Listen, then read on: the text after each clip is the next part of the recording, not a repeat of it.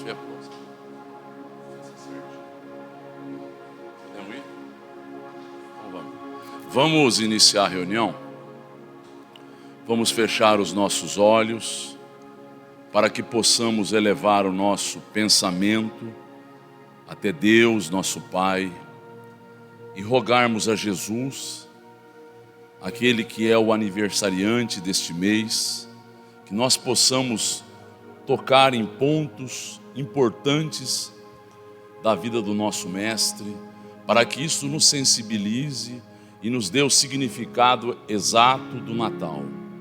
Jesus nascendo em nós, Jesus fazendo guarida em nosso coração, que isso possa efetivamente ocorrer. E para isso rogamos o amparo desses amigos espirituais, que em nome do nosso Mestre, em nome de Deus, sempre nos amparam, amparando a reunião, amparando esta casa. Rogamos a ajuda e a proteção da Dona Emília Santos, do tio Rolandinho, da tia Bebé, da Dona Irma Argazzi Martins, da Dona Benedita Fernandes e de tantos outros espíritos que nos amparam. E nós, agradecidos e confiantes, vamos iniciar a reunião da noite, dando graças a Deus. Que assim seja. Então nós vamos abordar agora a seguinte situação. Jesus, na sua expressão revolucionária. Então é importante que a gente compreenda o contexto em que Jesus chega ao mundo material, cheio de senões, cheio de realidades do mundo romano e do mundo judeu, e essas realidades vão fazer com que ele extrapole e mostre uma realidade muito mais ampla. Então, os judeus rigoristas viam Jesus como perigoso revolucionário. O amor que o profeta pregava quebrava antigos princípios da lei judaica. Eles eram olho por olho e dente por dente. Eles não conheciam a ideia de perdão. Eles não conheciam a ideia da afabilidade, da doçura, da compreensão. Eles sabiam e seguiam esta lei com as regalias e privilégios próprios das classes favorecidas. É isso que eles realizavam. Assim como os romanos, apenas e tão somente pensavam em comandar, em envolver outros povos. Então nós vamos ver que Jesus é aquele que divide a história em antes e depois. Consequentemente, ele veio fazer uma ruptura, ele veio trazer uma proposição que não está estabelecida numa linha reta. Ele trouxe uma nova maneira de agir, uma nova maneira de pensar. E passados 2000 anos, nós não compreendemos esta realidade. Nós não colocamos em prática esta vivência. Parece para nós que nós conhecemos aquilo que o Cristo nos trouxe, mas está muito distante ainda da nossa percepção, da nossa vida. Mas vamos entender aqui o que eles esperavam. Eles esperavam um libertador, um guerreiro. Quais eram os parâmetros que eles tinham? Moisés como um grande libertador do povo judeu. Então, aquele que liberta, aquele que retira o povo judeu do envolvimento, do comando dos egípcios. E a outra realidade que eles possuíam é de um guerreiro, é de um rei guerreiro, Davi. Então, eles esperavam na mente coletiva daquele povo que o Messias teria que se assemelhar a Moisés e a Davi. Seria o libertador, porque outra vez eles estavam agora tutelados por um outro povo. A vida dos judeus foi uma vida de nomadismo, estando daqui para colar, e de comando de outros povos, subjugando a eles. Então isso era algo comum. O que eles imaginavam? Eles, como povo eleito, deveria aparecer alguém que libertasse a eles. Essa é a ideia que eles tinham. A ideia que prevalecia e que prevalece neles é que eles eram melhores do que os outros, que eles eram mais inteligentes, mais capacitados. Eles têm vários predicados, mas eles têm um problema com a arrogância, eles têm um problema com a prepotência, eles têm um problema com a relação com os outros seres. Então nós vemos que eles queriam testar Jesus. Quem é que queria testar? Os judeus. Porque começam a ocorrer fatos, começa a se falar muito em Jesus. Jesus vai ao templo várias vezes, e todas as vezes que ele vai ao templo em Jerusalém, as pessoas que ali estavam começam a testar, será que ele é o Messias? Eles começaram a pensar nessa proposição, mandam emissários até Cafarnaum, aonde Jesus ficou por mais tempo, e levam agora, alguém leva a seguinte pergunta: nós deveremos pagar tributos a César? Nós deveremos agora ficar comandados por Roma? Ou deveremos nos insubordinar contra Roma? Porque é essa a proposição. Se ele se coloca como alguém que se insubordina, ele é o líder, ele é o libertador. E aí o que ele vai pegar? Uma moeda com a inscrição do rei, a inscrição do imperador, do monarca romano, do imperador romano, e ele vai dizer: dai a César o que é de César. O que ele está dizendo? Cumpramos com o nosso papel perante as leis humanas, cumpramos com aquilo que é determinado pelas leis humanas, mas as coisas de Deus não se relacionam, não tem nada a ver com as coisas das materiais. A de Deus, nós temos que dar as coisas de Deus, porque até então e ainda nos dias de hoje, esse conflito e este envolvimento é muito grande. Barganha-se coisas espirituais com coisas materiais. Aonde isso encontra guarida? Aonde isso tem lógica? As coisas materiais têm respostas materiais, as coisas espirituais têm respostas espirituais, é óbvio. Então eu vou buscar na religião favores materiais? O que eu quero na religião? Eu quero que os espíritos me aliviem problemas? Não. Eu quero que eu tenha o amparo espiritual, a lucidez, o entendimento do que ocorre na minha vida. Então esta é a proposição, esta é a noção que nós temos que ter com Jesus. Então, ao invés deles se insubordinarem, eles arrefeceram. Eles imaginaram: não, esse homem não é o que nós esperamos. Esse homem não é aquele que nós queremos ao nosso lado. Porque o que eles imaginavam? Que o Messias viria com uma legião de anjos para libertar o povo escolhido. Essa era a ideia que preponderava em todos, ou na grande maioria dos fariseus, doutores da lei. Quando eles vão vendo os fenômenos ocorrerem, curas, as preleções, a magnetização, o envolvimento, eles se questionam novamente.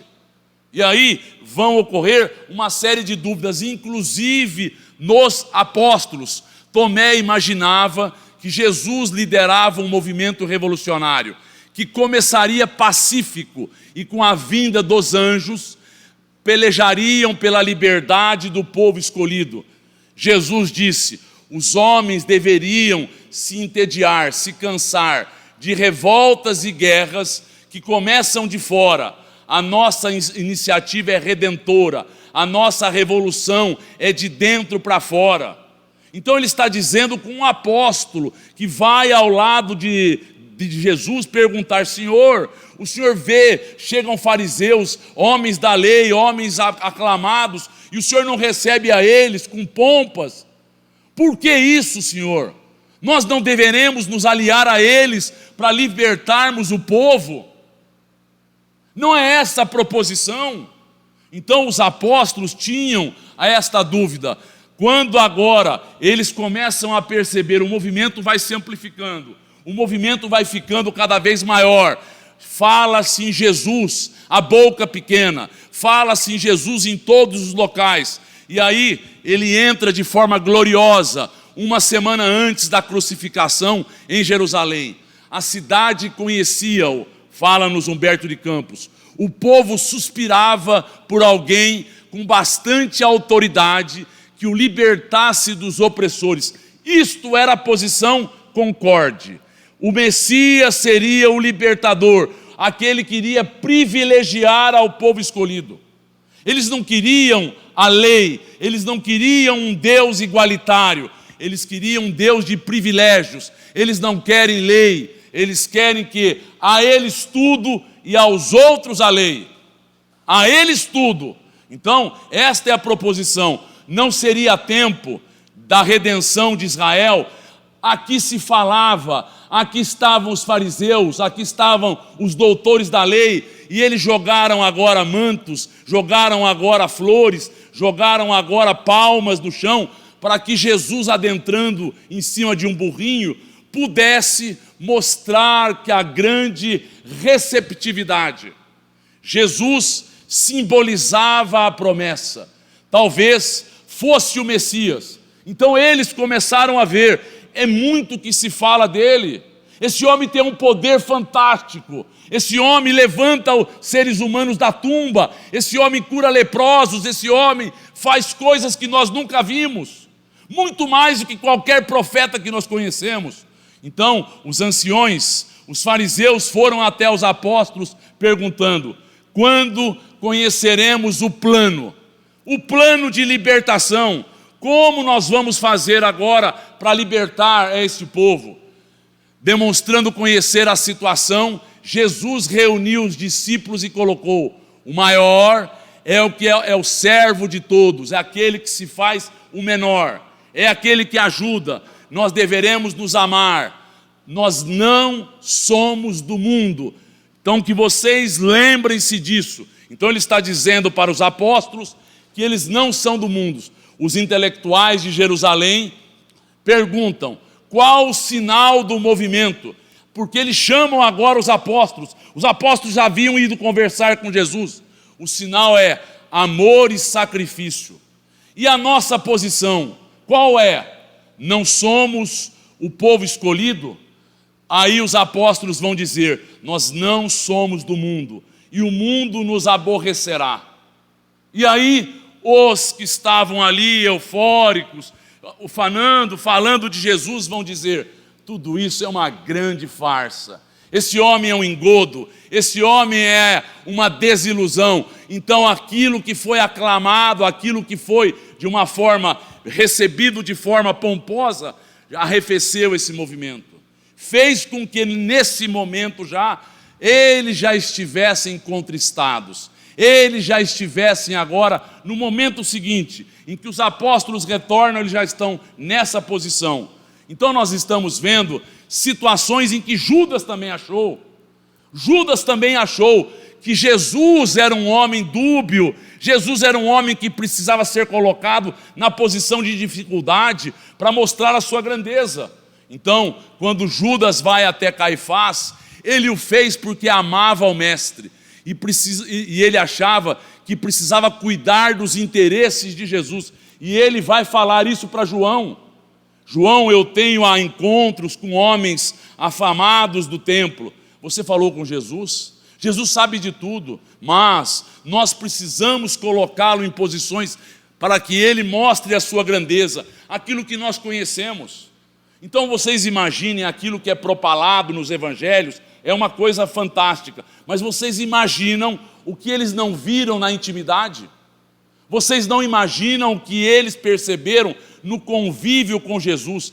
Quantas materializações, quantas coisas eles não puderam dizer.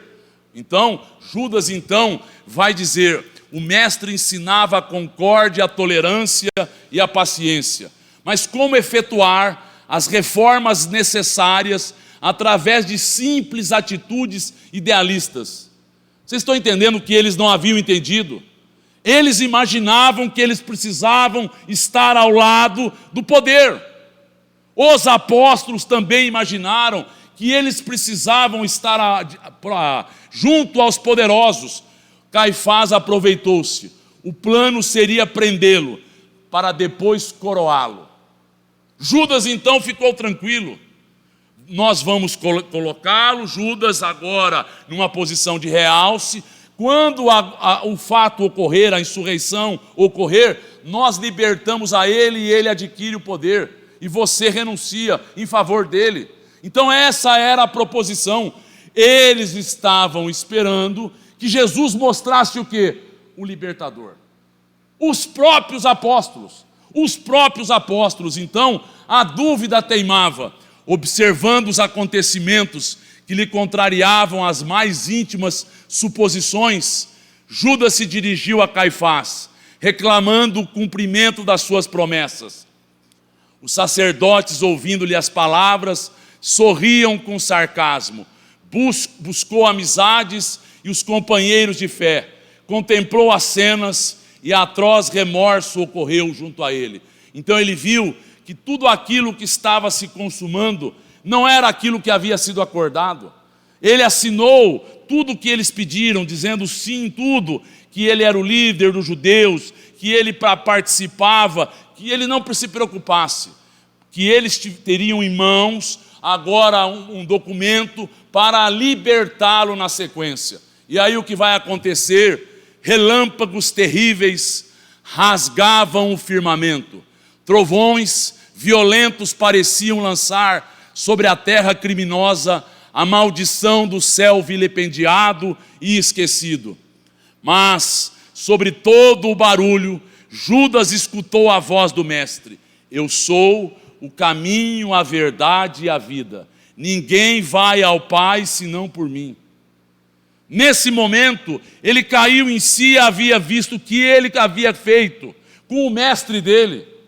E ele não suportou, e ele vai tirar a sua própria vida. Mas o que nós estamos colocando é o que eles esperavam e o que era efetivamente a busca da espiritualidade. Então, o que nós estamos colocando é que esse homem vai mudar todos os preceitos. Ele vai agora se confrontar com os poderosos.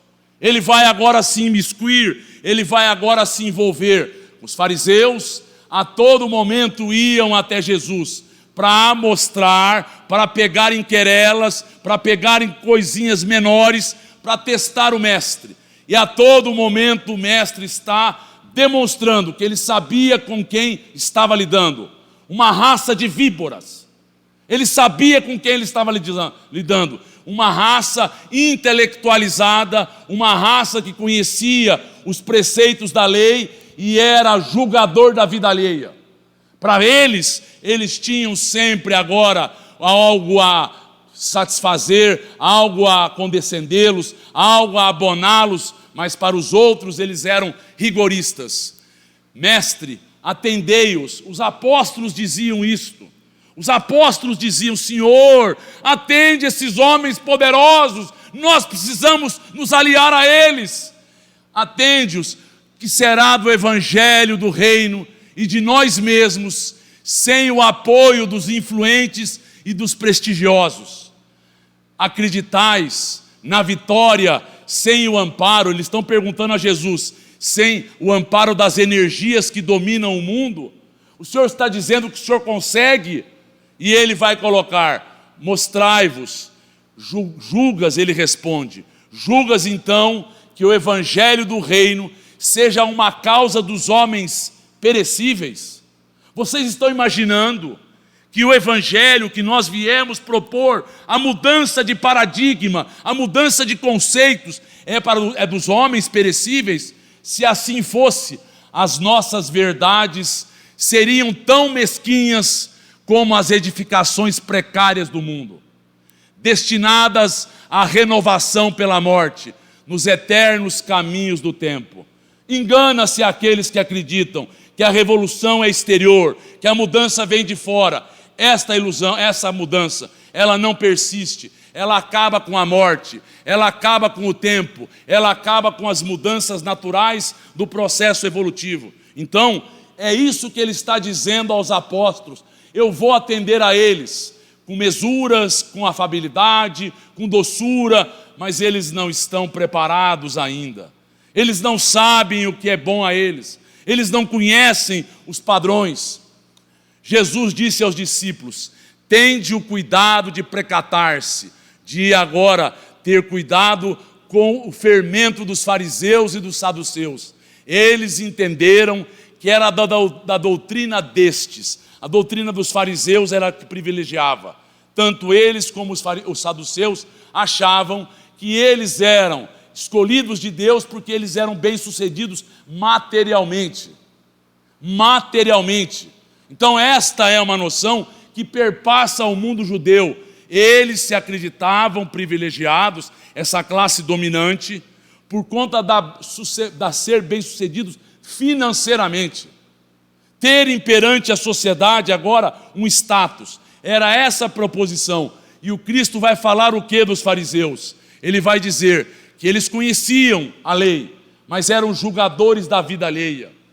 Julgavam a vida dos outros, nada interessava a eles. Eles tinham belas túnicas, usavam agora o filatéquio, isso aqui em que eles usavam na mão todos os pergaminhos necessários, tudo era característico do fariseu. O fariseu se apresentava com as túnicas longas, túnicas belas, se apresentava agora como conhecedor da lei, faziam longas preces e se exaltavam a eles e denegriam aos outros. Os fariseus eram hipócritas, e ele vai dizer isso.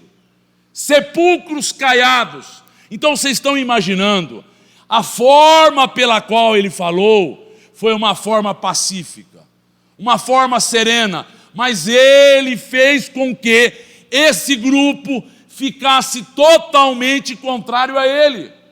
Este era o grupo que dava as diretrizes ao mundo judeu. Então vocês imaginam o que ele fez com esse povo? Eles aceitaram? Não, de forma nenhuma. A todo momento estavam vendo Jesus espreitando em qualquer erro para prendê-lo, a qualquer momento para levá-lo à prisão, a todo momento. Então o que nós estamos vendo é que eles querem os primeiros lugares nas sinagogas e demonstram que são os maiorais, e demonstram que são agora as pessoas poderosas, e devoram a casa das viúvas. Ele está batendo de frente com aquele povo que determina, era o formador de opinião daquele grupo, era esse povo corrompido nos seus preceitos, e eles faziam como eles imaginavam adequados. Então o que eu estou dizendo é que Jesus confrontou-se de uma forma serena, mas confrontou-se com esse pessoal, mostrou os erros, não deixou para amanhã. Jesus afirmou: em verdade vos digo, que os ladrões e as prostitutas vos precederão no reino de Deus. Vocês imaginam falar isso para vocês? Imaginemos nós colocados assim: eu me acho privilegiado, eu acho que eu tenho um quinhão no céu, eu acho que eu tenho um local porque eu sou eleito, e alguém vai dizer a você que os ladrões e as meretrizes vos precederão, irão antes de vocês ao reino de Deus. E por que isso? Porque quem está conquistando, quem está diante da percepção da sociedade, que ele é um homem de bem, que ele cumpre com o seu papel, mas é hipócrita, isso aqui demora para cair, isso demora para cair o pano, demora para cair a máscara, demora para que ele entenda. Então são séculos e séculos, enquanto os ladrões, enquanto as prostitutas são agredidas, são humilhadas, e elas precisam necessariamente, para viver em paz com elas, se modificarem adiante. Elas não conseguem, não tem quem consiga viver sob a égide do apontamento por muito tempo. Ele se revolta, mas ele vai cair em si. É bom que isso ocorra? Claro que não. Quem somos nós para apontarmos o dedo para os outros? Mas o Cristo está dizendo que eles chegariam antes. O que ele está dizendo é que até os dias de hoje, eles ainda não adquiriram o reino de Deus. Até os dias de hoje, infelizmente, eles buscam as coisas da matéria e barganham por tudo que é material. Vocês fizeram desta casa um covil de ladrões. Então veja lá, o que os fizeram agora os fariseus junto com os romanos? Fizeram que as festas fossem um local em que viessem uma população muito grande, em grande quantidade em Jerusalém. E lá chegando, as pessoas tinham que fazer oferendas. E eles vendiam tudo. Vocês imaginam que eles se beneficiavam disso? Então eles se beneficiavam, porque a pessoa vai fazer a oferenda de um pombo, vai fazer a oferenda de um cordeiro. Quanto maior a oferenda, maior a retribuição. Então eles ganhavam com isto. Eles fizeram do templo, da casa do Senhor, assim ele dizia, um covil de ladrões. Então ele está agora colocando o que? A faca neles. Colocando e mostrando, vocês se aprumem, vocês se arrumem. Olha o que vocês estão dizendo, olha o que vocês estão fazendo. Vocês são sepulcros caiados. Vocês falam uma coisa e fazem outra. Fala. Antes de Jesus, nenhuma pessoa influente no meio judaico falou sobre amor, apenas sobre justiça? Amor e justiça? Não, falou antes de Jesus, nenhuma pessoa influente no meio judaico falou sobre o amor, apenas sobre justiça? Pois é, então na verdade, eles não tinham esse preceito. Moisés é tido como um homem o melhor deles, aquele que mata, aquele que se coloca contrário aos próprios judeus, o homem dócil. Nós estamos falando de um homem dócil. Davi, Salomão tinha 700 concubinas. E aí nós vamos, aqueles que dirigiam o povo judeu eram pessoas que para eles tudo valia, mas eram rigoristas com a vida do outro. Amor era algo que eles não conheciam. Salomão, por um determinado momento, foi alguém que teve uma conduta mais ou menos adequada, mas ele se perde no caminho. Ele se perde no caminho. Eu não mostrei aqui, mas é para nós pensarmos. Davi, ele lutava, guerreava, conquistava, e ele tocava a flauta, melhor, harpa. Será que ele é Nero, reencarnado? Então, esse é um ponto, e as pessoas acham que seja. Eu estou dizendo que são seres enlouquecidos com o poder. Seres enlouquecidos com o poder, com as benesses. Fala. Apesar do grande envolvimento com os bens materiais, os judeus sempre conviveram com os fenômenos espirituais através de sua história. Por que se perdeu esse caráter religioso no judaísmo e hoje vemos eles funcionarem mais como um grupo social? Na verdade, eles acreditam nesses fenômenos espirituais dos profetas, mas como algo que privilegia eles. Eu vejo muitos que eram judeus, que estão em outras religiões agora cristãs, que dizem assim: esses fenômenos existem sim, dentro do protestantismo e do catolicismo. Fora deles não existe. Ou seja, que loucura é essa? É o que os judeus acreditavam. Só quando ocorria com eles é que eram profetas, é que era mediunidade, com outro nome. Quando era fora daquele povo, eram deuses que eles deveriam descartar, descaracterizar, não dar crédito a eles. O mundo não vos pode odiar, mas a mim odeia, porque eu dou testemunho das suas obras que são más. Ele está falando para os fariseus. Alguém acha que ele pode ter falado e falou de forma serena, tranquila, impassível, mas ele falou. Ele apontou, ele mostrou o erro. Vocês vão poder me odiar, mas a obra de vocês é ruim. O que vocês fazem é espalhar a divisão, é espalhar a cisânia, é espalhar o problema no mundo. Esse é o problema em que um grupo que comanda não tem espiritualidade, não tem ligação com as coisas puras do alto. E era esta a proposição. Eles buscavam se privilegiarem materialmente. O mundo deles acabava aqui na terra. Então, são essas proposições. E disse-lhe Pilatos: não estás ouvindo as acusações que fazem contra ti? E o que ele fez? Permaneceu sereno e em silêncio. Ele poderia falar um monte de coisas, o que ele fez tranquilo. Então, como é que ele confronta-se com Pilatos?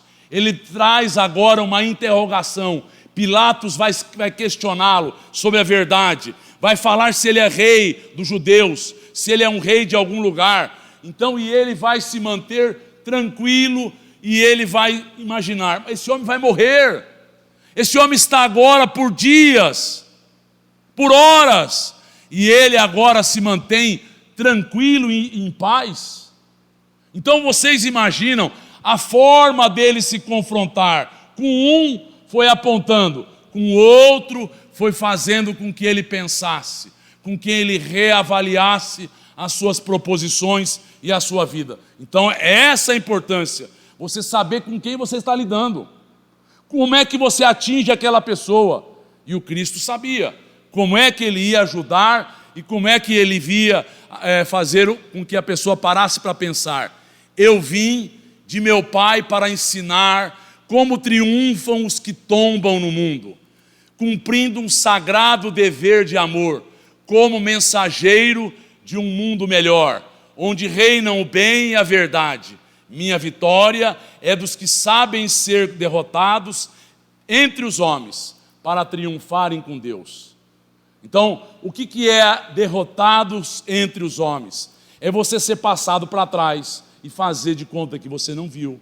É você agora ser traído e manter a serenidade, e agora fazer a sua opção.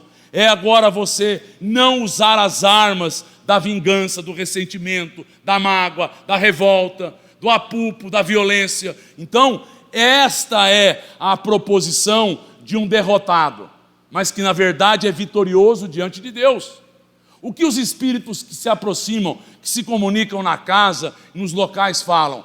Vocês seguem a um covarde. Ah, é um covarde? Um homem que não revidou, um homem que virou a face, um homem agora que pediu para que alguém que quisesse andar 1000 passos andasse 2000. É porque eles não entendem esta percepção espiritual da vida. Estão afeitos e presos aos conceitos e valores materiais. Então, é uma outra visão. Pode falar. Claro. O Elinho está falando do Chico ser muito parecido. Claro, o Chico sempre dizia, eles podem falar qualquer coisa a meu respeito. O que eles não vão falar é sobre a doutrina espírita. E ele tem uma passagem interessante. Um rapaz, 2 senhores foram falar com o Chico e pediram para falarem num quarto com ele e falaram várias coisas, foram embora e o Chico ficou andando de um lado para o outro, bravo, falando alto. Comigo não vão falar mal dos espíritas, comigo não vão falar mal da doutrina espírita. Então ele se pôs como o quê? Como o chefe da doutrina, que ele o era. Então é importante que a gente entenda, Jesus defendeu aos apóstolos, Jesus defendeu a doutrina espírita, a doutrina cristã, mas enquanto agredido, nunca se preocupou agora em dar uma resposta. Em que momento o Chico agredido foi responder? Como ele dizia, eu tenho que trabalhar. Então, esta é a proposição. Quando agora ele se confronta com os ricos, aqueles que pensam que são privilegiados. O mancebo rico era alguém que queria unir todas as tribos de Israel, era alguém que conhecia os preceitos, era alguém de boa vontade, mas era alguém que emprestava dinheiro a juro, era alguém que vivia em função do dinheiro, mas, segundo ele conhecia os mandamentos e cumpria ele. E ele vai até Jesus. Senhor, o que eu faço para entrar no reino dos céus? E o Cristo vai dizer que ele deveria cumprir os mandamentos. Isso eu faço. Então vá, venda tudo e me siga. Até hoje ele não voltou. Largar as coisas da matéria, largar os interesses imediatos, isso são para poucos. Isso é para aqueles que entenderam. Ah, mas eu não tenho uma tarefa. Use bem, faça o bem, ajude, que é uma forma de você dar devidamente o uso àquele dinheiro. Não poderemos servir a Deus e a Mamon. Olha bem, a pessoa acha que ele não veio trazer uma mensagem. É a mensagem de ruptura, a mensagem de mudança total de vida. Então, não dá para servir a Deus e a Mamon. O servo terá que servir a Deus e a sua obra. Forças destruidoras reclamarão indiferença e submissão. Ele entrará em luta, aquele que serve a Deus, entrará em luta silenciosa com o meio, sofrerá com heroísmo espiritual, por amor do reino que traz no coração, pois é fiel a Deus. Aquele que sabe o valor do dinheiro, a importância de você multiplicar em auxílio, em ajuda ao próximo, este sofre com heroísmo, porque é uma luta contra a visão material do processo. A visão do material é: quanto mais melhor, quanto mais eu vou ter, mais eu vou me satisfazer. Chega um momento que o zero pouco importa.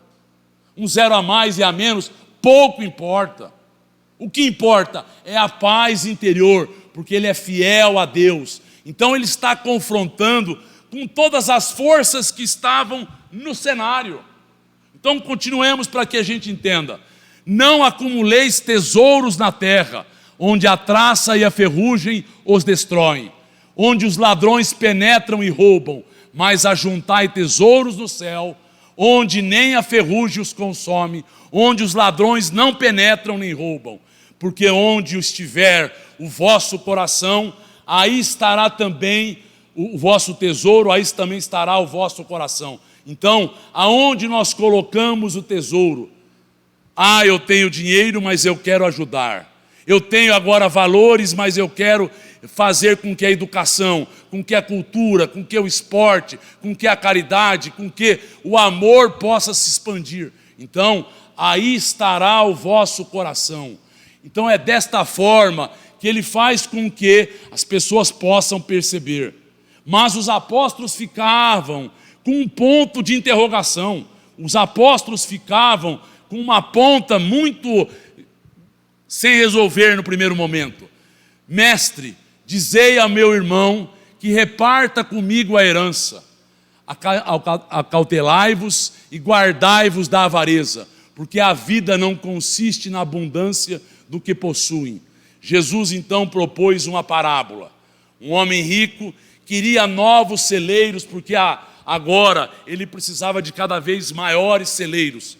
E diria agora a este homem rico a sua alma: tens depósitos, tem bens, tem dinheiro, tem tudo. Aproveita, descansa, come, regala-te, vive a vida. E aí o Cristo disse: louco, esta noite pedirão a sua alma. Então o que nós estamos dizendo é que ele veio fazer com que as pessoas pudessem entender esta proposição. E aí os apóstolos, como eu disse, se questionavam.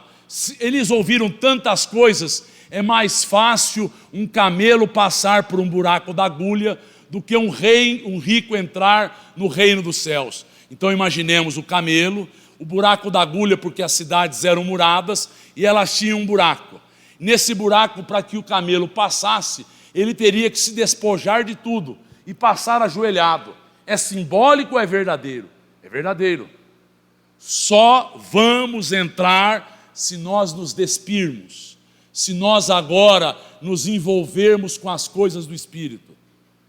Então, é como uma senhora rica que está numa embarcação, ela leva escravos, ela leva mantimentos, ela leva uma série de coisas que ela, na viagem, e agora está por naufragar. O bote está agora adiante dela, e ela pede duas coisas para ela levar. Ela leva um pão para o seu filho e um agasalho para ele, só. Era isso que me importava. Ela entendeu, ela se despiu, e é isso que nós temos que entender. Nós precisamos, não é renunciar, mas entender aonde está o significado das coisas. Quando Jesus é levado à casa de Zaqueu, eles não aceitam, os apóstolos ficam indignados. E na casa de um homem rico, não é só publicano, como eu vou dizer, mas um homem rico. Amigos, acreditais que o evangelho veio para transformar todos os homens em miseráveis mendigos? Qual a maior esmola? A que socorre por um dia ou a que ajuda para uma vida inteira? Ele nos disse, Zaqueu havia dito que ele gerava empregos, que ele ajudava na plantação, nos locais em que ele tinha agora animais, dando oportunidade das pessoas se manterem. Então, qual é a maior ajuda? Aquela que gera empregos ou aquela que num dia ajuda assim ou assado?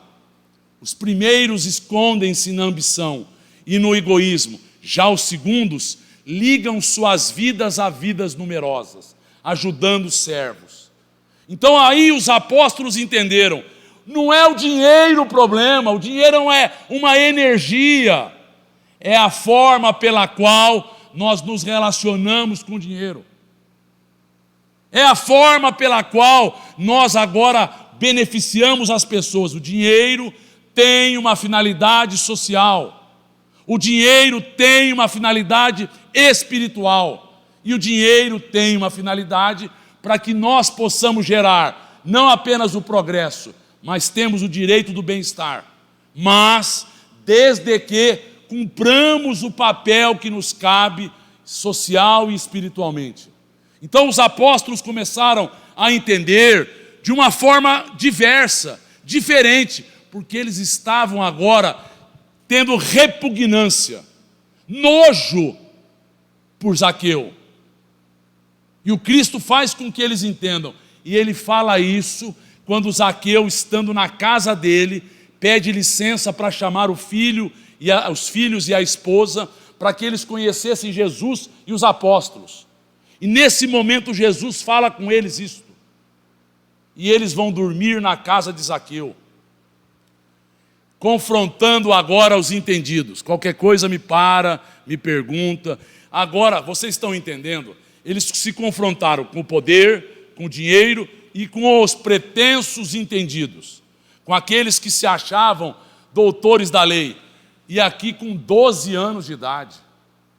Com 12 anos de idade ele para responder questões que ele não pôde responder com 30, com 31, com 32. Porque aqui uma criança, com a sapiência que ele tinha, com a maturidade que ele possuía, ele respondeu muito mais profundamente do que eles imaginavam. E fez com que eles pensassem agora de uma forma um pouco diversa, mas causou espanto. 12 anos. Depois aquilo vai passar, depois aquilo vai ser esquecido, depois aquilo não vai soar tão forte como naquele instante. Olha o que ele vai dizer: graças te dou a ti, Pai, porque ocultaste estas coisas aos sábios e aos entendidos, e as revelaste aos pequeninos. Tem coisas que só a humildade, tem coisas que só a simplicidade, tem coisas que só a evolução interior do ser faz com que nós entendamos. Não é a inteligência, porque olhe bem que eu vou dizer que é importante. Às vezes o espírito tem 1000 anos e tem uma inteligência muito grande. Às vezes o espírito tem 5.000 anos e não tem aquela inteligência. Mas esse que tem 5.000 anos, ele tem elementos que ele consegue detectar que o outro, com a sua inteligência, não tem. Falta-lhe o estofo espiritual. Falta-lhe a estrutura interna que só a inteligência não nos traz. É a maturidade, é o tempo, é a evolução. Aí as pessoas poderão perguntar, mas mesmo sendo mais velho, não tão inteligente, ele pode entender e não usar bem? Pode. Infelizmente pode, mas ele tem condições de compreender. E aí, quem fará o papel dessa mudança é a dor. Quem fará o acordamento desse ser, que já tem tempo de estrada, que já tem elementos e condições, é a dor para que ele desperte. Então, os sábios e os entendidos acham que nós não precisamos de Deus. Os sábios e os entendidos acham que a vida por si só, ela cria de forma aleatória, de forma a não ter uma causa primeira. Imaginemos isso, um sábio, um astrônomo, acha que as coisas são aleatórias. Qual é a lógica deles? Aonde eles encontram agora, na mente deles, a noção que isso é possível? Só a arrogância que entorpece. Só a prepotência que faz com que o ser não entenda que forças exteriores são necessárias para que tudo ocorra de forma natural, segundo leis. Veja bem, leis físicas que se repetem, leis químicas que se repetem, leis espirituais que eles desconhecem se repetem também. Então é essa a noção. Fala. Jesus ensinou sobre a vida espiritual e a reencarnação aos apóstolos, porque alguns deles ainda acreditavam na preponderância da vida material. Isso aí nós vamos mostrar, ele vai ensinando sobre vida espiritual, ele vai ensinando e eles vão chegar a conclusões muito precisas adiante. Mas nós vamos mostrar isso. Mas ele ensinou a eles a resistirem aos apupos, a resistirem ao tapete vermelho, a resistirem às condecorações, a resistirem a tudo que é do mundo. Imaginemos um apóstolo que nós temos aqui, Chico Xavier, que é João, no mundo material. O que ele faz? Ele dá mostras disso, ele entendeu. Quando a pessoa entendeu, deu plus nela, Bezerra de Menezes, deixou tudo que é material. Quando a pessoa acorda, não é tão grande, mas acorda, a Benedita desligou-se de tudo, o tio Rolandinho desligou-se de tudo. As coisas materiais passam a ter finalidade, passam a não ter objetivo, passam a não responder aos apelos. Não estou dizendo que a pessoa não tem que levar adiante. Não deem pérola aos porcos. Isso ele disse aos apóstolos para que eles entendessem.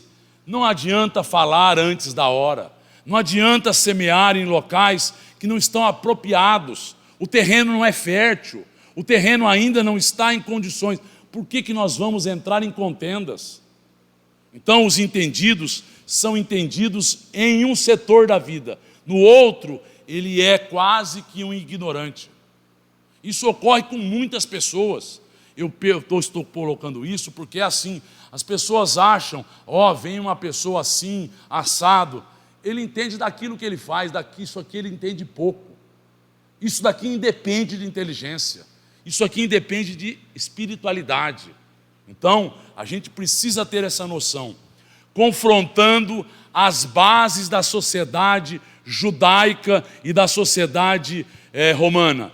Machista, patriarcal, preconceituosa e cheia de regras. Então, ele vai confrontar com esta sociedade que tinham 613 preceitos, para que eles agora, desde o acordar até o dormir, fizessem isto e aquilo. Então eles sabiam o que ele deveria fazer. Ele vai trazer novos conceitos de família. Jesus, estando pregando, estavam fora sua mãe e seus irmãos. Alguém lhe disse: tua mãe e teus irmãos estão lá fora e procuram falar-te. Jesus então responde: quem é minha mãe e quem são os meus irmãos? Minha mãe e meus irmãos são todos aqueles que fazem a vontade de meu Pai. O que ele está dizendo? Que o meu irmão é aquele que vive segundo as minhas percepções de vida. Eu vou relegar o meu familiar consanguíneo? Não, eu vou ampliar a noção de família. Eu vou ampliar a noção de família. Eu não estou, por acaso, naquele grupo. Eu tenho responsabilidades. Eu vim para ajudar e para ser ajudado. Eu vim para reparar arestas. Eu vim para cumprir um papel. Mas aonde eu vou buscar aquilo que me alimenta, aquilo que me dá paz interior, é onde eu encontro reciprocidade. É aquilo que André Luiz nos fala de vibrações compensadas. É aquilo que abastece a alma de um ser. Ser correspondido, ser entendido. Aquilo que você fala não encontra ouvidos moucos. Encontra alguém que entende as suas proposições. Alguém que alimenta com o entendimento, com a vibração, aquilo que você faz. E é isso que ele vai fazer. Mostrar esta noção. Muitos vão entender o quê? Que ele está desmerecendo a família. Que ele está esquecendo da sua mãe, seus irmãos por parte de pai, que ele está esquecendo deles. Mas ele veio reformular, mas não veio privilegiá-los. não veio privilegiá-los. Alguns erradamente dizem que Tiago, aquele que vai comandar a casa do caminho, era irmão de Jesus. Não era. Não era irmão de Jesus. Era primo. Não era irmão de Jesus. Aí as pessoas vão dizer: onde você encontrou isso? Em Chico Xavier. Eles vão estudar e não terão a resposta. Chico Xavier nos dá a resposta. Então que nós entendamos. Eu estou falando porque tem muito estudioso da Bíblia espírita e não usa o que Chico Xavier nos trouxe. Nasceu em Nazaré. Mas espera aí, não está aqui colocado? Ele teve... espera aí, Jesus, o Chico trouxe tudo. É que a pessoa não acredita. Não sabe que ele é um apóstolo. Não sabe que ele viveu de perto. Mas vamos lá, continuemos. Ajudando aos marginalizados. Zaqueu era um publicano. Vocês imaginem o que era um publicano? O publicano era um homem que cobrava impostos para Roma. Um homem que era judeu e cobrava impostos para Roma. Era alguém mal visto. Era alguém que você não podia olhar. Era alguém que te roubava. Era alguém que não tinha credibilidade. Jesus vai pregar, Zaqueu vai se interessar, vai subir em um sicômoro, em uma árvore. Jesus vai até ele e diz: cumpre, Zaqueu, que eu vá à tua casa hoje. E depressa ele desceu e recebeu Jesus e se alegra com a vinda de Jesus. E agora vai dizer a Jesus, Jesus vai pernoitar com ele e ele vai dizer: aquilo que eu tenho, metade eu vou dar àquelas pessoas que eu prejudiquei, a outra parte eu vou dar 4 vezes a mais a quem eu prejudiquei. Então, ele agora vai seguir Jesus adiante no local de Judas Iscariotes. Ele vai ser o 13º apóstolo que vai adentrar com o nome de Matias. Mas isso para os apóstolos foi algo assim, porque eles estavam arraigados ao mundo judeu. Eles achavam que isso era um contrassenso. Jesus agora vai à casa de um centurião.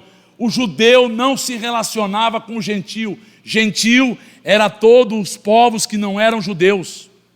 Gentil era todo o povo que não tinha a noção da lei mosaica, que não seguia os profetas. E quando Jesus vai até um centurião, eles ficam agora com o pé atrás, os apóstolos.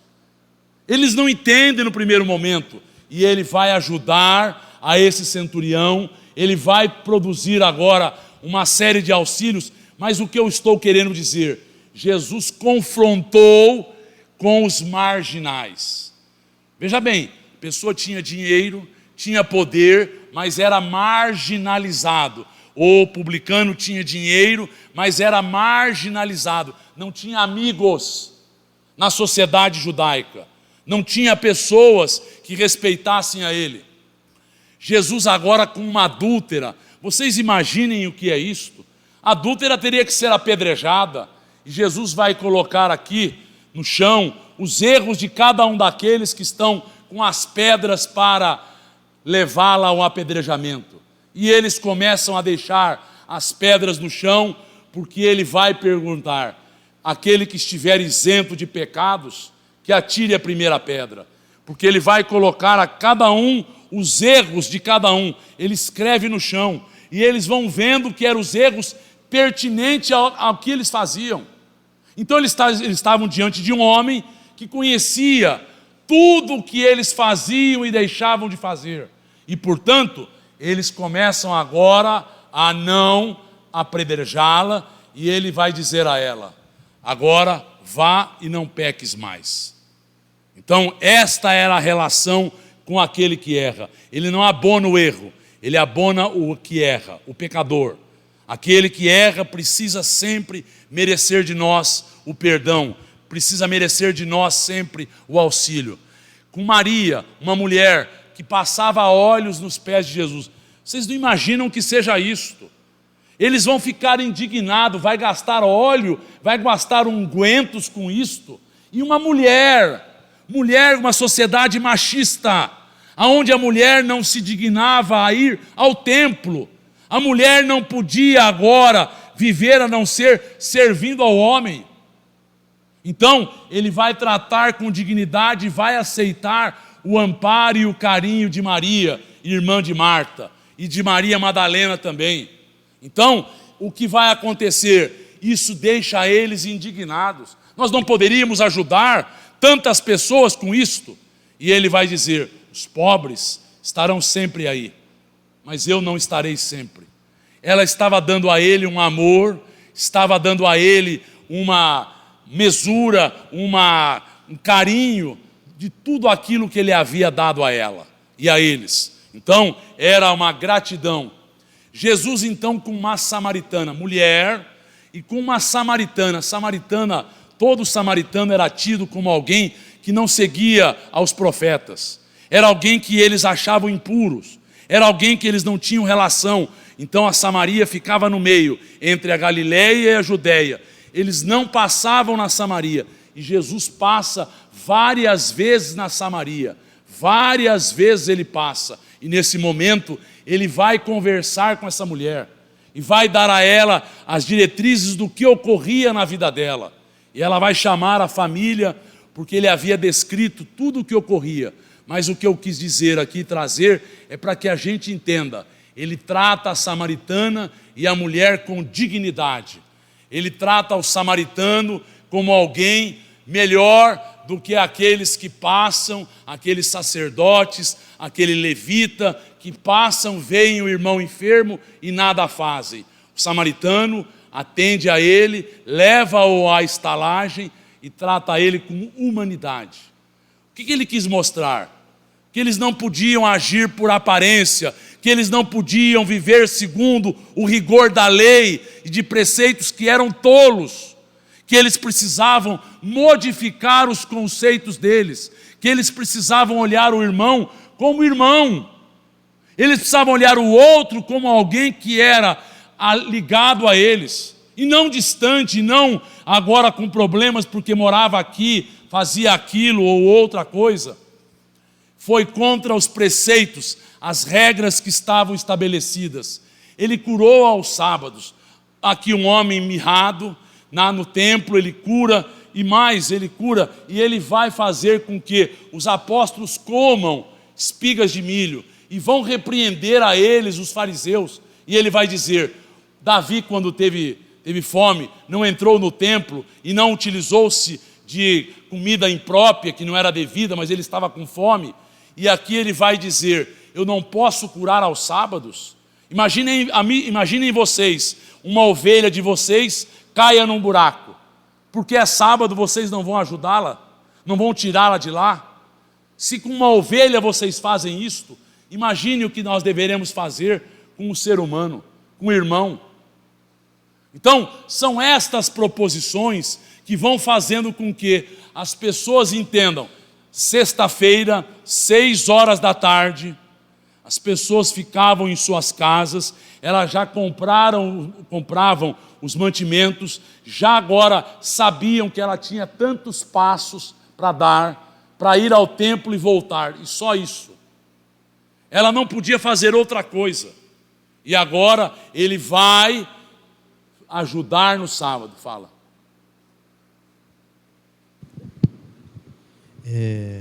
Algum dia na Terra conheceremos sobre a vida de Jesus antes dos 30 anos de idade? Algum dia nós conheceremos a vida de Jesus antes dos 30 anos. Olha, o Chico Xavier sabe, falou, mas não pode ser revelado. Ele sabe, falou detalhadamente.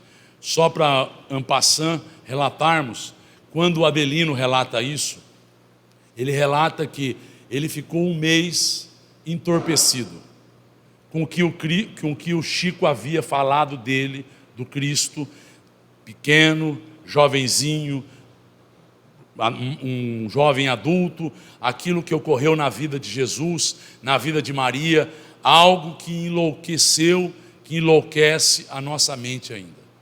Então, um dia nós saberemos. A mulher do Clóvis Tavares, a dona Hilda sabe também, o Alfredo Narra sabe também. Então, algumas pessoas foram relatados a eles, esses episódios. E um dia nós teremos condições de entender o que aconteceu. Doação no templo. Então era natural, para que eles se apresentassem, os fariseus, os doutores da lei, colocassem agora no gasofilácio, colocassem agora as moedas. E alguns traziam 80 moedas, outros traziam 60. E ficavam olhando as pessoas colocarem as moedas. Quando uma senhora coloca uma pequena moedinha, e ela é ironizada, vista de uma vida de uma forma tortuosa, e o Cristo vai dizer que ela doou muito mais do que os outros, porque ela doou aquilo que fazia falta a ela. E vai dizer ainda mais, que quem se sacrifica mais naquele templo era a mulher que trabalhava, que limpava, sem receber um tostão, sem receber nada, ela doava por amor. Jesus não lavava as mãos para a refeição, porque era preceito de higiene deles. Então eles circuncidavam, eles tinham higiene para agora, antes de se alimentarem, lavavam as mãos, lavavam os pés, limpavam toda a túnica para que eles pudessem. E ele foi repreendido e ele vai dizer: não é o que entra na boca o que contamina o homem, mas é o que sai da boca, o que não entra no coração, mas no ventre é lançado fora. É isto. Não entrou no coração, nós vamos lançar fora. Entrou no coração, não sai no ventre. Ou seja, nós temos problemas de todas as ordens emocionais, acarretando obesidades, acarretando bulimia, acarretando anorexia, por conta da má relação que nós temos, não com o alimento, com as emoções. Com as emoções. Então, é isso que promove nós não lançarmos fora aquilo que é necessário. Comemos além da conta, comemos quando não temos fome, comemos quando estamos agora indignados, preocupados, com problemas. E aí é o que eles se preocupavam, com o exterior, com o estereótipo, aquilo que se apresentava. Porque vosso mestre, vamos dizer na casa de Levi, porque vosso mestre come com os publicanos e pecadores? Eu não vim para os sãos, mas sim para os doentes. Não vim para chamar os justos, mas os pecadores. Então olha bem o que ele está dizendo. Ele está indo contra todos os preceitos daquele povo. Eles não se sentavam à mesa com os publicanos. E quem era publicano? Levi, Mateus, primo de Jesus, apóstolo dele, era publicano, cobrava impostos. E os pecadores, aquelas pessoas tidas de má vida, ele sentava-se à mesa com eles. E aí para eles isso era um ato repugnante. E eles vão agora afrontar a ele. E ele vai dizer isto: eu não vim para vocês, vocês são saudáveis, vocês não são doentes. Eles são doentes até hoje. Veja bem o que aconteceu. Eles são doentes até hoje e se acham sãos, se acham saudáveis. Agora ainda determinam sobre a vida de muitos, ainda impõem sobre a vida de muitos. Os discípulos de João Batista e os fariseus estavam jejuando e vieram dizer-lhe: por que os discípulos de João e dos fariseus jejuam e os teus discípulos, Senhor, não jejuam?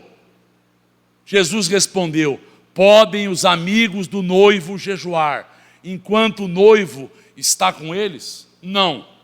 Quando o noivo for tirado, então jejuarão. É aquele processo. A gente está preocupado com o alimento e na sua casa está Chico Xavier. Você quer ouvir o que ele tem para dizer? Você quer ouvir o que eles têm a nos falar? É isso que aconteceu com Marta e Maria. Uma ficou preocupada com os afazeres da casa e a outra ficou ao lado de Jesus querendo ouvir. E ela pediu: Senhor, mande ela vir me ajudar. E ele vai dizer: a ti, você está preocupada com as coisas. A ela entendeu: isto basta. As coisas do Espírito é que nos alimentam. Enquanto nós não estivermos alimentados espiritualmente, saciados, nós vamos buscar em coisas, nós vamos buscar exteriormente, tentar agora dar a esse vazio existencial o alimento que não sacia. O alimento que nos sacia é o do Espírito. É o alimento que nos traz paz. Tendo contato com os doentes, parece algo pouco. Eles não tocavam nos doentes. Eles não tocavam na mulher menstruada. Eles não tocavam no leproso. E Jesus agora, um leproso vai até ele. Senhor, se quiseres, pode tornar-me limpo. Jesus tocou e disse, quero ser limpo. Não mostre a ninguém, mas vai até o sacerdote. Pague aquilo que você deve, porque olha bem, o leproso era tido como alguém que não podia conviver em sociedade. Era alguém que a família denunciava. Vivia agora ao lado da pessoa, das cidades, no vale dos leprosos. E aí, quando ele voltava à sanidade, se voltasse, ele teria que pagar impostos e ir se apresentar ao sacerdote. Não era médico que dava o aval, era o sacerdote. Porque no Levítico, no livro do Velho Testamento, existem todas as características do que era a lepra. E o sacerdote agora assinava um termo que ele estava curado. Senão ele não voltava à vida. Senão ele não podia voltar à vida, ele não podia agora ter o numerário, a família espoliava eles. A família queria denunciar para ficar com herança. Tendo poder sobre a vida e sobre a morte. Vocês imaginem o Jairo, um homem da sinagoga, o chefe da sinagoga, manda buscar Jesus e a filha dele está dormindo, está num estado de morte aparente, de catalepsia, e ele vai dizer, Talita cumi, desperte menina, acorde, e ele desperta a menina. Vocês imaginam o que é isso para o mundo judeu? Eles tinham problema com a morte, não é não tocar no morto, não era só isso, a morte para eles era algo indevassável, e ele traz alguém da morte pretensamente, a viver novamente. Então eles estão assustados com esse homem, ele revoluciona todos os conceitos deles, e aí ele com Lázaro está há 3 dias, e eles estão vendo, os sacerdotes estão sabendo, e ele é chamado à distância, chega na casa de Lázaro, Maria e Marta estão chorando, Senhor, se o Senhor viesse antes, e ele pediu agora para tirar a pedra que estava diante do túmulo, do local em que ele estava colocado, e ele chama Lázaro, Lázaro levanta-se, eles veem a isto, o homem estava num estado de letargia. Lázaro, após tudo isso ocorrer, vai ao sinédrio. E o sinédrio não quer recebê-lo. O sinédrio quer apedrejá-lo. O sinédrio quer matá-lo, porque ele é a prova viva de tudo aquilo que Jesus havia feito. E ele tinha amigos no templo. E ele tinha amigos no sinédrio. E eles agora acham ele como um grande inimigo. Então, esse homem é alguém para ser temido, é alguém que traz conceitos e valores. E o que ele veio nos mostrar? Ou qual era a proposição da vida dele?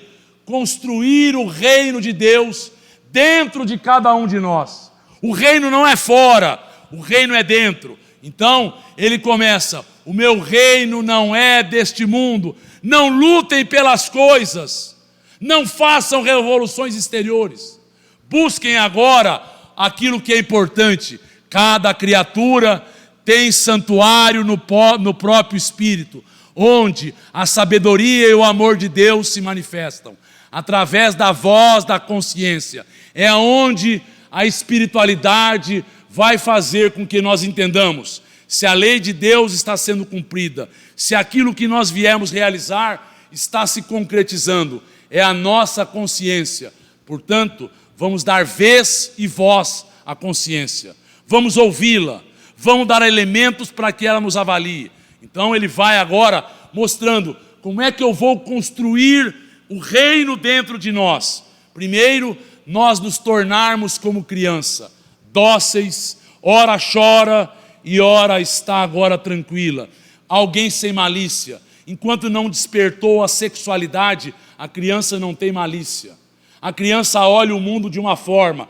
Quando desperta a sexualidade, ela passa a olhar a vida de uma outra forma, totalmente diferente. Então, ele está mostrando, o ser precisa ser simples, sem malícias, o ser precisa ser humilde, pedir desculpas, conviver com qualquer um.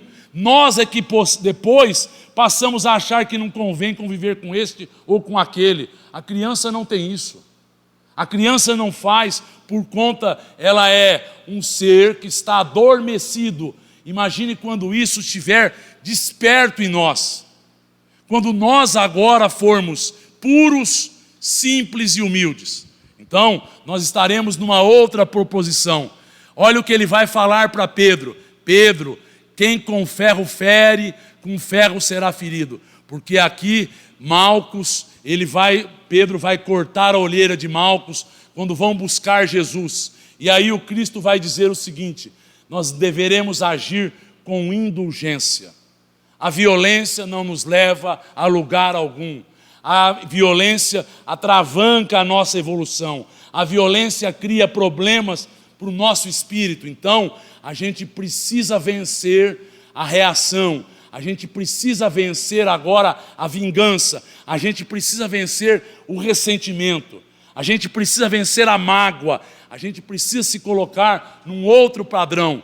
Quando baterem em sua face, ofereça outra. Então, o que é isto? Como é que eu vou agora virar a face?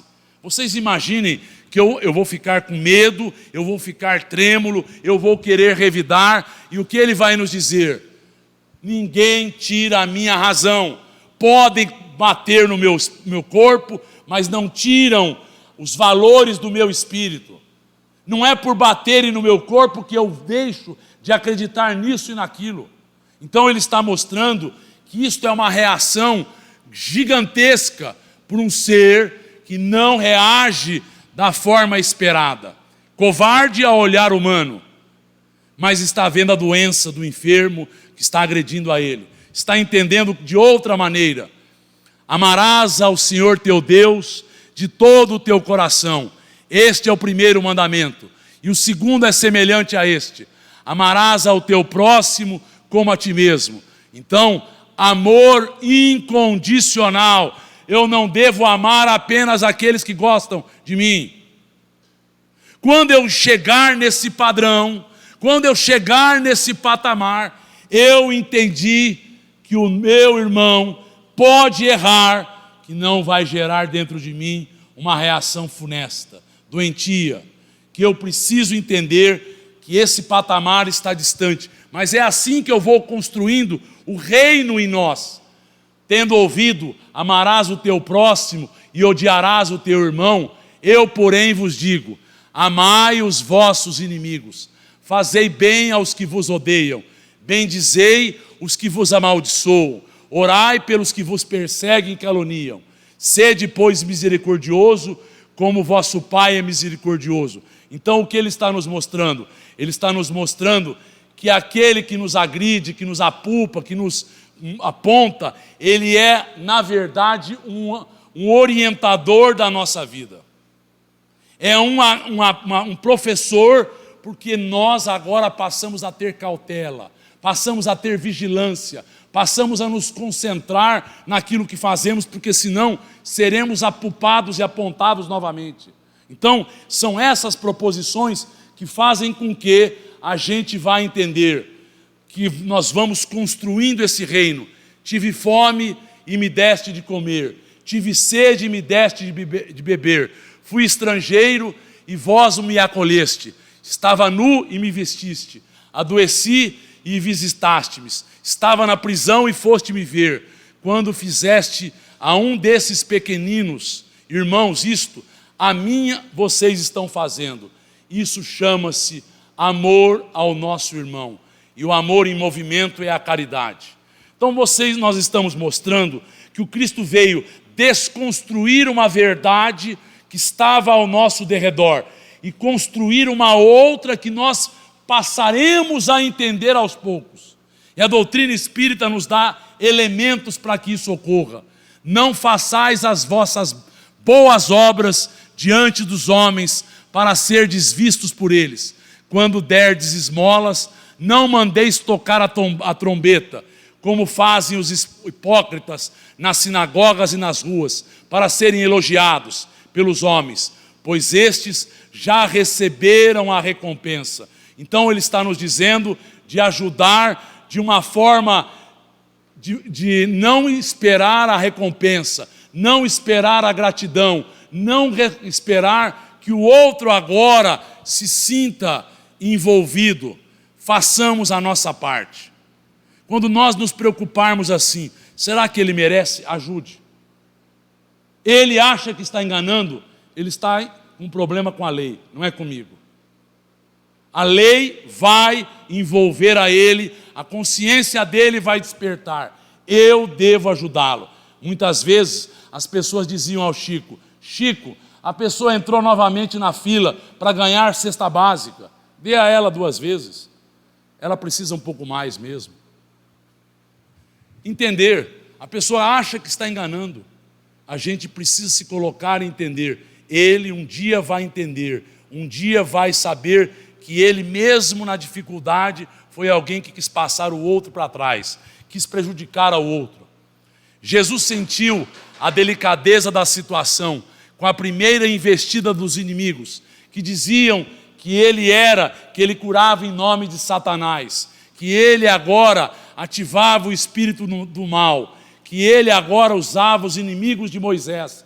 E ele vai dizer: acaso poderei escolher uvas dos espinheiros? Perdoem a eles, não percam tempo em responder o que eles estão buscando. Façam o bem. Eles não vão compreender. Nós não viemos para ser compreendido. Nós não estamos usando as mesmas vertentes, a mesma maneira de agir. A nossa proposição é outra, é desinteresse, é amor, é agora colocar junto do irmão. Como é que nós vamos ser entendidos por aqueles que têm interesses, por aqueles que querem algo em troca? Não vamos ser entendidos. Então, é isso que ele faz com que os apóstolos entendam. Então, perdoar a estas pessoas, eles não têm olhos para ver, eles não compreendem esse prisma. O prisma é diferente, o prisma é outro. Antes de apresentares no altar a tua oferenda e te lembrares que teu irmão tem algo contra ti, vai reconciliar-te primeiro com teu adversário, enquanto estás a caminho com ele, para não suceder que ele te entregue ao juiz, este te leve ao oficial de justiça e sejas metido na prisão. Dali não sairás até pagar até o último ceitil. O que ele está nos colocando, que a gente precisa se reconciliar com as pessoas. É hora, é momento, é oportuno reconciliarmos.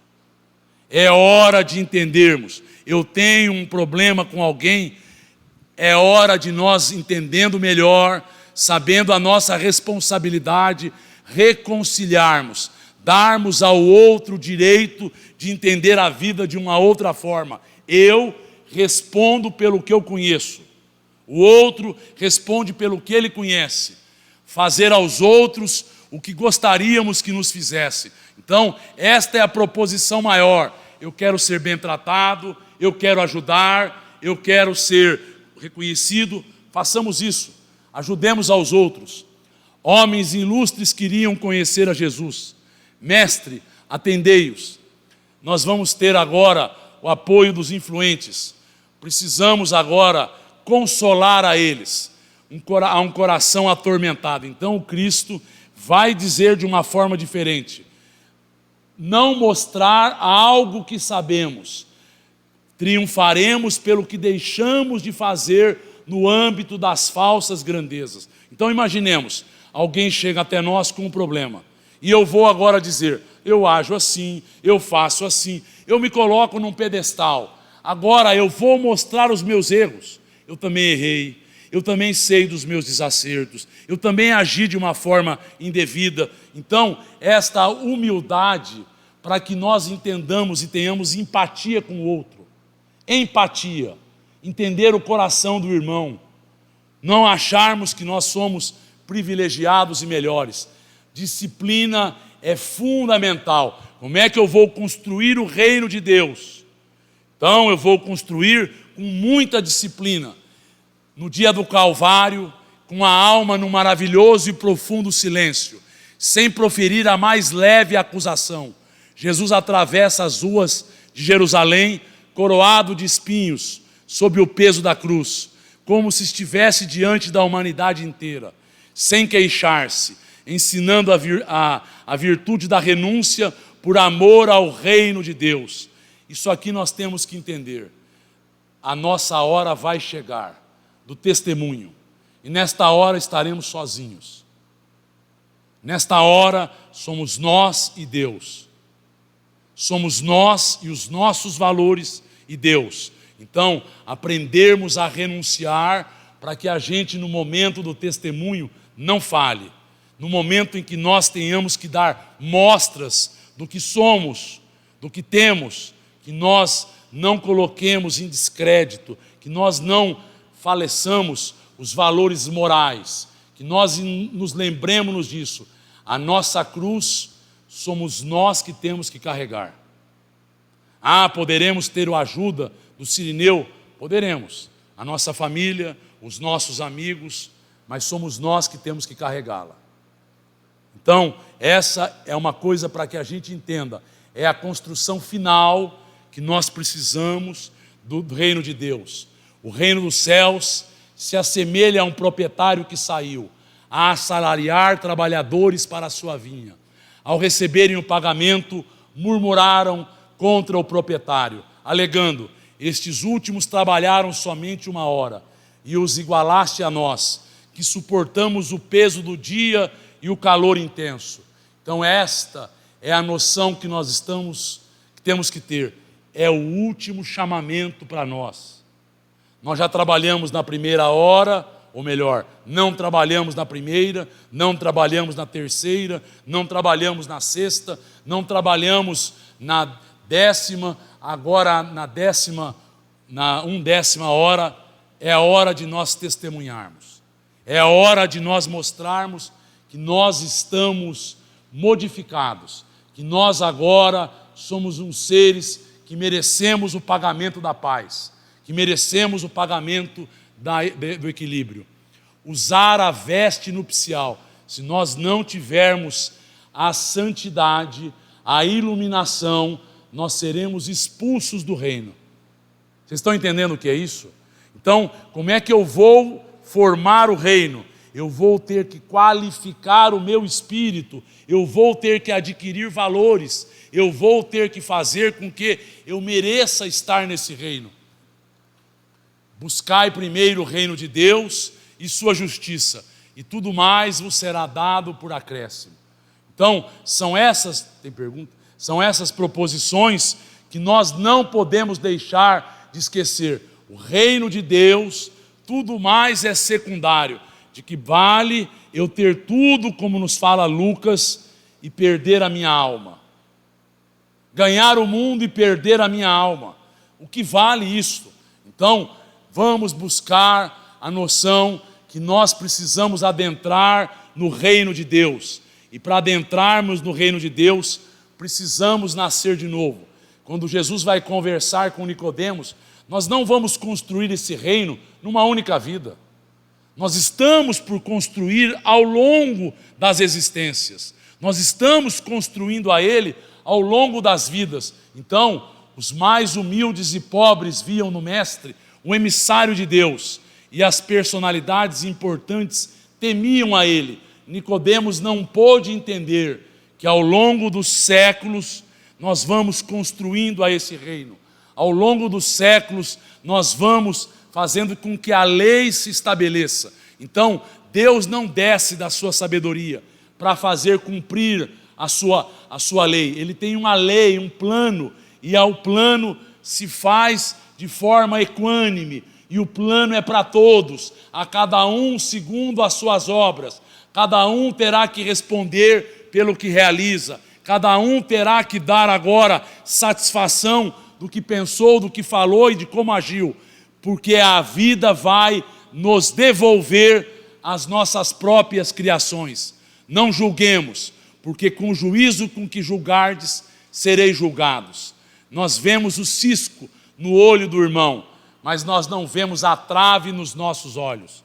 Nós vemos muitas coisas, somos críticos da vida alheia.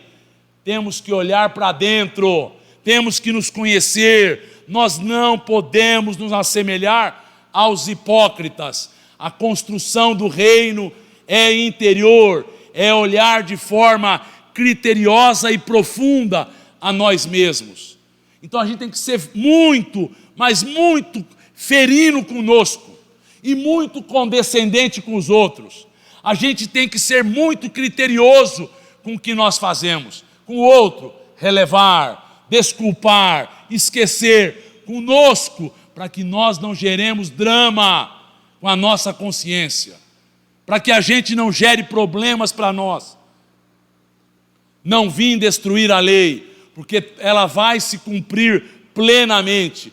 Tudo vai ocorrer segundo a lei de Deus. Nada vai passar, nem um tio, nem um iota. Então é importante que a gente entenda. Eu tive uma reação inesperada, eu tive um ímpeto de violência. Analisemos o que está por trás disso. É vaidade? É orgulho? É egoísmo? É maledicência? É prepotência? O que está por trás? Para que a gente descubra em nós o que falta a nós nos transformarmos. Aonde nós estamos falhando? Diante das dores e das perdas, olha o que ele vai falar. Os triunfadores do mundo são pobres, que caminham por abismos tenebrosos. Atentemos na alma branda e humilde dos vencidos. Para eles, Jesus carrega bênçãos, pois quebraram os elos mais fortes das ilusões. Na dor, na incompreensão, na exclusão das facilidades, Deus acende luzes na noite sombria dos seres. E a pessoa me pergunta, como é que a dor muda as pessoas? A dor faz uma ruptura com aquele passado. A dor faz com que a gente desça das ilusões. A gente não tem a quem recorrer. A gente agora tem que buscar outros valores. E a gente se volta necessariamente para dentro. E voltando-se para dentro, a gente começa por construir um reino interior. Então, são estas as proposições, deixando perceber que se dirigia aos vencidos e sofredores do mundo inteiro, e esclarecendo a Levi, que representava a aristocracia intelectual, porque Levi foi um paralítico, foi pessoas doentes, e ele recriminou a eles. Eles queriam participar do corpo, do colégio apostolar, e ele vai dizer, o que vocês podem contribuir? O que vocês podem ajudar? Como é que vocês vão colaborar nesse processo? E o Cristo responde a ele, responde o quê? Pregou as bem-aventuranças celestiais, sua voz caía como um bálsamo eterno sobre os corações desdistosos, falou do reino de Deus, onde o amor edificaria maravilhas sublimadas. Então ele fez com que eles entendessem, era bem passar pela dor, era bem passar pelo problema, era bem passar pela dificuldade, para que eles fossem bem-aventurados. Eram aqueles que compreendiam a palavra de Deus.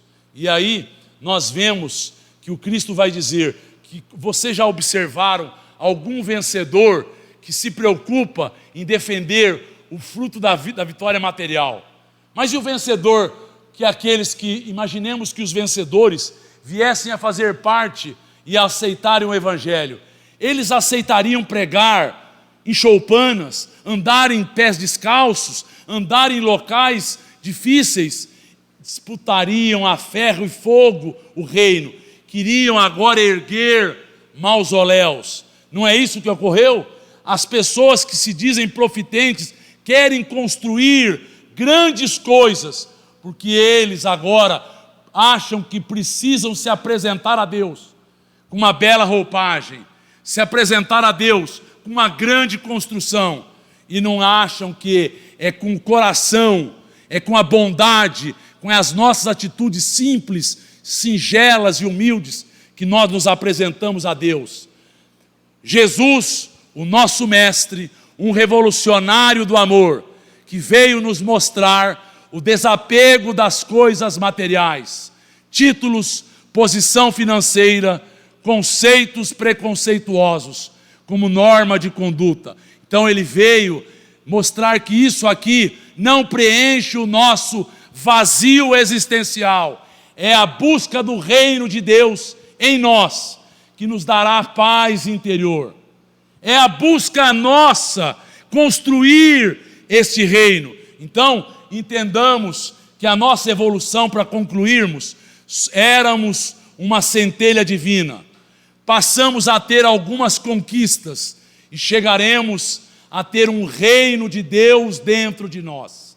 É a isso que nós temos que lutar, contra os inimigos que estão em nós: vaidade, orgulho, arrogância, prepotência, egoísmo, maledicência, para que nós possamos construir este reino que nos dará a paz interior.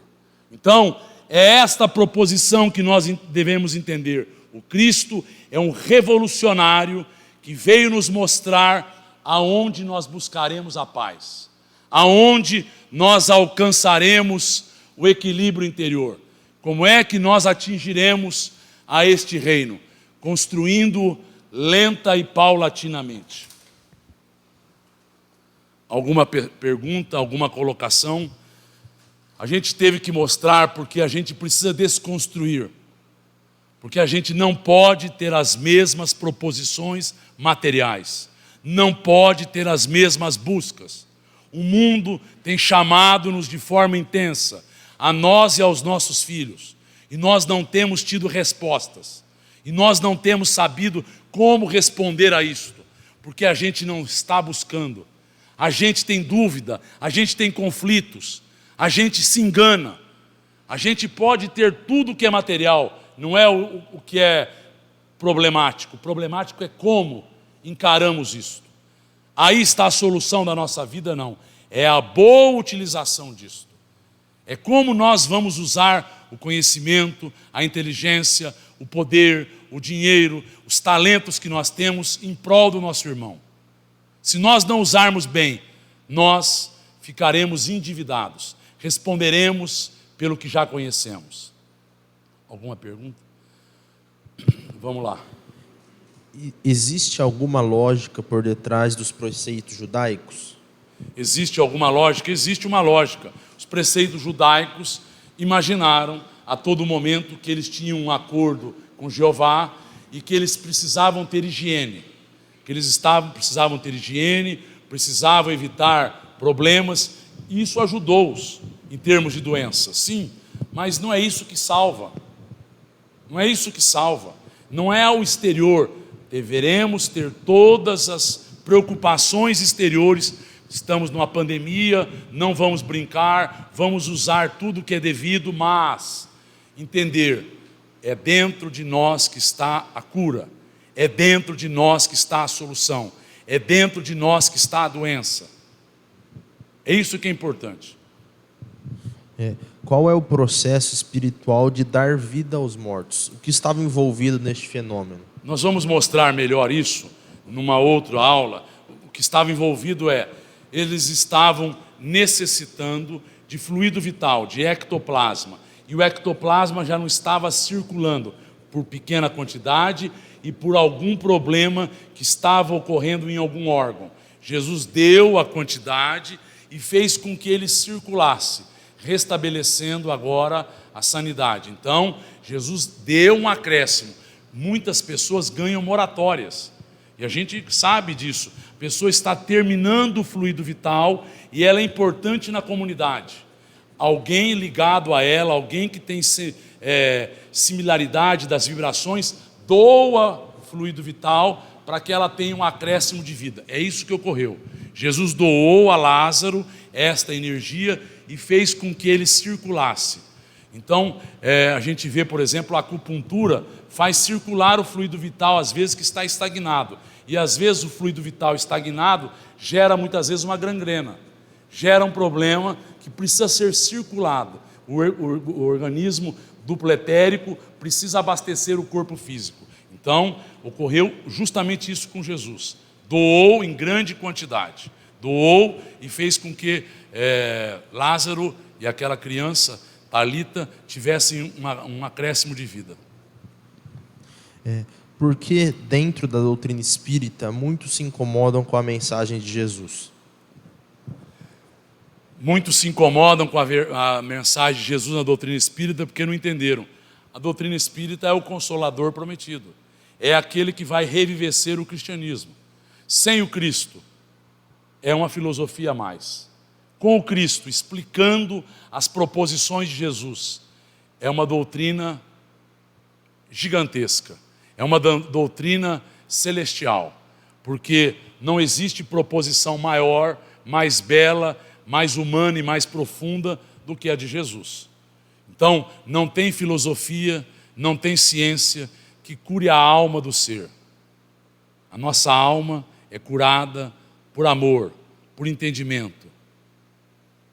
Vamos finalizar. Vamos finalizar a nossa reunião agradecendo a Deus e a Jesus, aos bons amigos espirituais que estiveram conosco, amparando-nos, para que esta reunião pudesse ter uma sequência, que nós possamos, Senhor, envolvendo a nós, entendendo de forma parca, pequena, mas entendendo ainda de forma diminuta, para que isso sacie as nossas almas. Nós somos carentes de luz. Como Madalena, nós carecemos do amor verdadeiro, do alimento que nos abasteça a alma. E este alimento é Jesus.